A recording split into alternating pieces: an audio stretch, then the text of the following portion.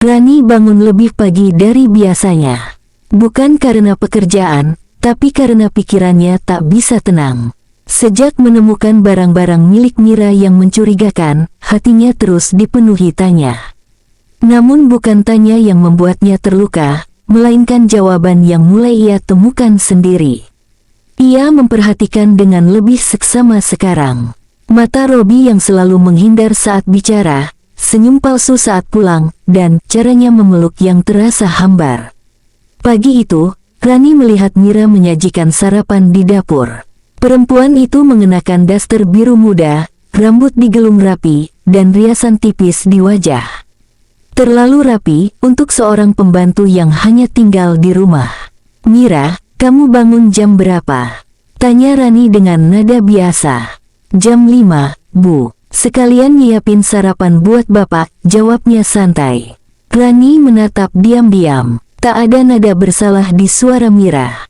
Bahkan ada semacam ketenangan, seolah perempuan itu tahu persis batas yang bisa ia mainkan. Hari demi hari, insting Rani semakin kuat. Ia mulai menyadari pola-pola kecil. Setiap kali ia pulang lebih awal, Robi dan Mira tampak gelisah. Ada bekas lipstik samar di gelas minum suaminya. Dan kamar Mira sering terkunci dari dalam meski tak ada suara TV atau musik. Namun Rani memilih diam. Ia mulai mencatat semuanya di buku kecil yang ia sembunyikan di dalam lemari pakaian. Setiap kejadian, setiap percakapan, dan setiap perubahan sikap Robi ia tulis dengan rinci. Bukan untuk balas dendam, tapi untuk menyusun kebenaran yang tak bisa disangkal saat waktunya tiba. Malam itu, Rani berdiri di balik tirai lantai atas. Dari sana, ia melihat Robi keluar dari kamar Mira. Ia melihat dengan mata kepala sendiri, bagaimana suaminya mencium dahi Mira sebelum meninggalkannya. Rani menutup tirai perlahan. Dadanya sesak, air matanya jatuh, namun wajahnya tetap tenang. Ia memeluk dirinya sendiri. "Aku tahu sekarang, dan aku tidak akan gegabah. Tapi aku juga bukan wanita yang bisa diinjak-injak." Perang sunyi pun dimulai. Rani mulai bermain diam-diam, tapi kali ini dengan perhitungan. Ia tak lagi mengandalkan firasat, melainkan bukti. Ia menyembunyikan kamera kecil di sudut ruang tamu, dan satu lagi di rak atas dekat dapur. Bukan untuk menjebak, hanya ingin melihat seberapa dalam luka yang harus ia hadapi. Hasil rekaman tak mengejutkannya. Mira tertangkap beberapa kali duduk terlalu dekat dengan Robi, menyuapi kue dengan tangan sendiri, bahkan sempat memeluk dari belakang sambil tertawa saat Robi sedang menonton televisi. Semua itu dilakukan saat Rani tidak ada. Rani menonton ulang video itu malam hari, dalam diam, dengan air mata yang tak lagi panas, melainkan dingin, seperti hatinya yang mulai membeku. Suatu sore, saat sedang mencuci baju, Rani menemukan satu benda asing di saku celana Robi, tisu dengan bekas lipstik merah dan parfum menyengat. Bukan parfum Rani, bukan juga lipstik miliknya. Ia tidak membuang tisu itu. Ia menyelipkannya di halaman terakhir buku catatannya, menulis, "Tisu, saksi bisu yang tak bisa berdusta." Robi mulai makin berani. Kadang ia mengajak Mira jalan diam-diam, dengan alasan membeli barang rumah tangga. Rani membiarkannya. Ia ingin tahu sejauh mana suaminya bisa tenggelam dalam kebohongan yang ia bangun sendiri. Suatu malam, Rani melihat Robi sedang bercermin. Ia menyemprot parfum ke leher dan menyisir rambut dengan hati-hati. "Mau kemana, Bi?" tanya Rani lembut. Robi sedikit gugup. "Ada pertemuan rekan kerja di luar. Mungkin pulang agak malam." Rani tersenyum tipis. "Oh, semoga lancar ya. Jangan lupa bawa jaket. Malam biasanya dingin." Robi tampak lega karena Rani tak curiga. Padahal, saat Robi keluar rumah, Rani sudah mengaktifkan GPS di ponselnya diam-diam. Dan titik merah itu menuju sebuah hotel kecil di luar komplek. Rani tidak kaget. Ia hanya duduk di kursi makan, memandangi ponsel, lalu menuliskan di bukunya. Tak ada yang lebih menyakitkan dari dikhianati oleh orang yang kita lindungi. Tapi ia masih menunggu waktu. Waktu yang tepat untuk mengembalikan semua rasa sakit itu dalam satu hentakan. Hotel kecil di pinggiran kota itu bukan tempat mewah, tapi cukup tersembunyi, cukup tenang, dan cukup jauh dari tatapan tetangga atau rekan kerja. Robi sudah beberapa kali datang ke sana bersama Mira, dan malam ini bukan pengecualian. Mira datang mengenakan dress pendek hitam dan jaket abu-abu tipis. Wajahnya dirias sederhana tapi mematikan. Robi yang sudah menunggunya di lobi langsung menyambut dengan senyum penuh gairah.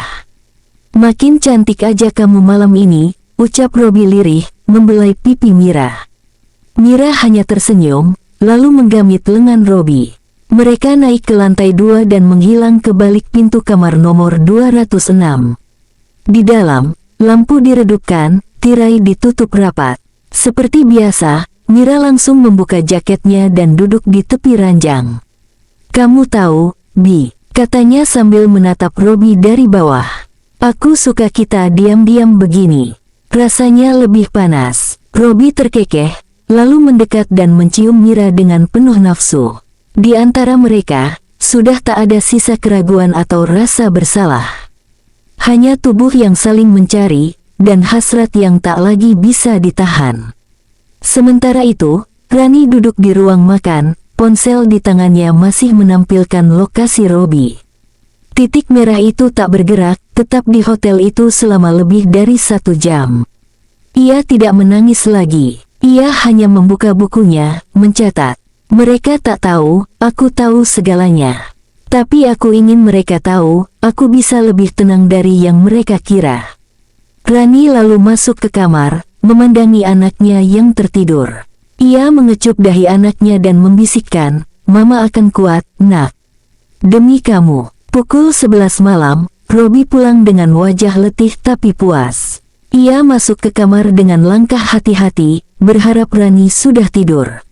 Namun istrinya masih terjaga, duduk di pojok kamar, membacakan buku anak-anak sambil tersenyum. "Dari mana?" tanya Rani tanpa menoleh. "Dari kantor." Rapatnya lama. Rani menutup buku, menatap Robi dengan mata yang jernih namun kosong. "Wangi parfumnya beda ya sekarang," katanya sambil berdiri. "Beda, tapi aku suka.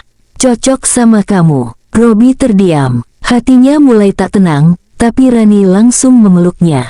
"Aku cuma harap kamu jujur, Bi, itu aja." Pelukan itu tak hangat seperti biasanya. Tapi Robi tak menyadari bahwa pelukan itu adalah bentuk terakhir dari kesabaran seorang istri yang hatinya telah diiris berkali-kali. Rani duduk di dalam mobilnya malam itu. Hujan gerimis membasahi kaca depan, dan wiper bergerak lambat, seolah ikut menyesuaikan detak jantungnya. Di tangannya, ponsel masih menampilkan titik merah yang menunjukkan lokasi Robi. Ia sudah mengikuti suaminya sejauh 30 menit ke arah luar kota.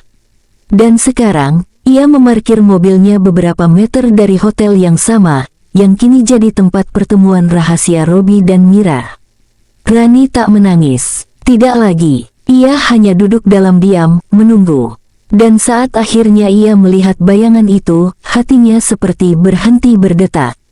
Robi turun dari mobil, membuka payung, dan di sisi lain, Mira muncul dari taksi online yang berhenti tepat di depan hotel. Ia mengenakan jaket panjang, tapi saat angin meniup kainnya ke samping, terlihat dress merah muda yang sangat mencolok. Mereka tak ragu, tak saling menunduk atau pura-pura tak kenal. Justru mereka tampak tersenyum, bahkan sempat berpegangan tangan sebelum masuk ke dalam hotel. Rani menutup mulutnya, menahan isak. Matanya menatap kosong ke arah pintu hotel yang tertutup. Tapi kali ini, bukan amarah yang membanjiri dadanya, melainkan rasa hampa, kosong, seperti pecahan cermin yang tak bisa disatukan kembali. Beberapa jam kemudian, Robi pulang ke rumah. Ia membuka pintu pelan-pelan, mengira istrinya sudah tidur. Tapi saat masuk kamar, ia menemukan Rani duduk di lantai, bersandar ke tempat tidur, memeluk boneka anak mereka. "Dari kantor?" tanya Rani lembut tanpa menoleh. Robi gugup sejenak. "Iya, barusan kelar rapat." Jawab Rani datar. Rapatnya di hotel luar kota iya. Lampu hotelnya terang dari kejauhan. Aku sempat lihat tadi. Robi langsung pucat. Kamu, ke sana. Rani berdiri perlahan, lalu menatap suaminya. Enggak, aku cuma lewat. Mata aku cuma kebetulan lihat. Tapi, cukup jelas melihat kamu dan Mira masuk ke dalam. Robi tak bisa bicara. Nafasnya tercekat. Rani mendekat, menatap Robi dengan mata berkaca-kaca. Aku bukan bodoh, Bi. Aku cuma diam karena aku percaya, tapi kamu yang rusak semua.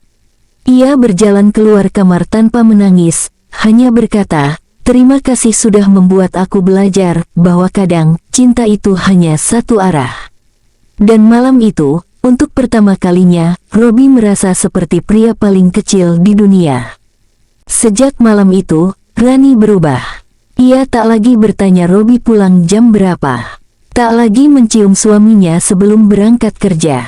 Tak lagi memperhatikan apakah Robi sudah makan atau belum. Ia hanya menjalani hari, seperti bayangan dari dirinya yang dulu. Robi menyadarinya, tapi rasa bersalah bercampur ketakutan membuatnya tak bisa berkata apa-apa.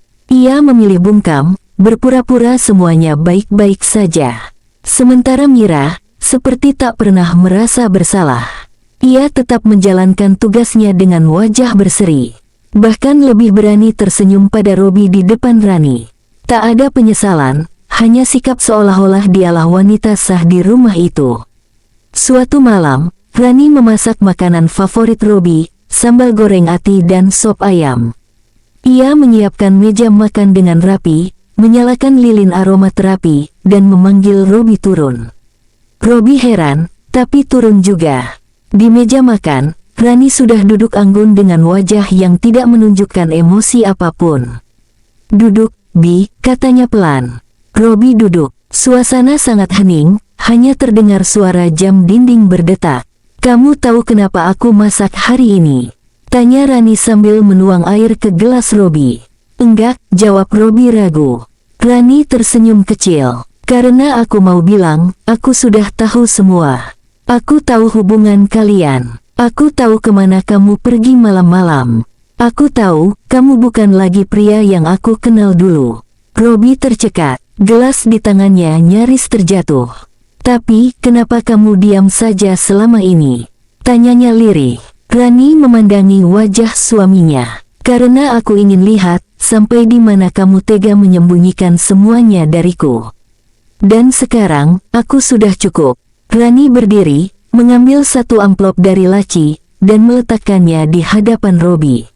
Di dalamnya ada foto-foto hasil rekaman CCTV, struk hotel, salinan GPS, bahkan bukti percakapan antara Mira dan Robi dari ponsel yang telah ia salin diam-diam. Kalau aku mau, aku bisa bawa ini ke pengacara. Tapi, aku nggak mau menang lewat pengadilan. Robi menunduk, terdiam, tangannya gemetar. Aku akan tetap tinggal untuk anak kita.